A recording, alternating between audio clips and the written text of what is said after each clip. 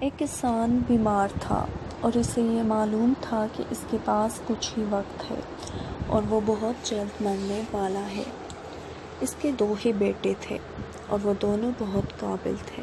اس نے ان دونوں کو بلایا اور کہا کہ بیٹا، میں بہت جلد مرنے والا ہوں۔ میں جو تم سے کہہ رہا ہوں اسے غور سے سنو۔ بیٹا، ہمارے کھیت میں بہت سا خزانہ چھپا ہے۔ تم دونوں اسے حاصل کر لو اور آپس میں بانٹ لینا۔ کچھ ہی عرصہ بعد کسان کا انتقال ہو گیا۔ کسان کے مرنے کے بعد اس کے بیٹوں کو اس کے خزانے کا خیال آیا، جس کے بارے میں ان کے والد نے ان سے کہا تھا۔ پھر دونوں نے بیلچے اٹھائے اور کھدائی کرنا شروع کر دی۔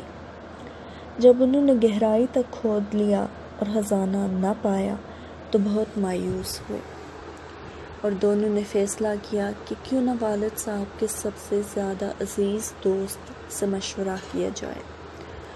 ان کے والد پہلے ہی اپنے اس دوست کو اس خزانے کے بارے میں بتا چکے تھے، تو انہوں نے کہا کہ تمہیں خزانہ ضرور ملے گا، اور اب جب تم دونوں نے کھدائی کر ہی لی ہے تو اب اس میں گندم کے بیج ڈال دو اور کچھ مہینے انتظار کرو، دیکھنا یہ زمین خود سونا اگلے گی۔ اور کچھ مہینوں بعد ایسا ہی ہوا۔ ان کے کھیتوں میں سنہری بالیاں ہوا میں لہرا رہی تھیں، جو ان کے لیے کسی خزانے سے کم نہ تھیں۔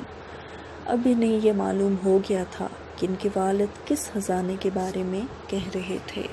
انہیں معلوم ہو گیا تھا کہ محنت سے حاصل ہونے والا پھل ہی ان کا خزانہ ہے۔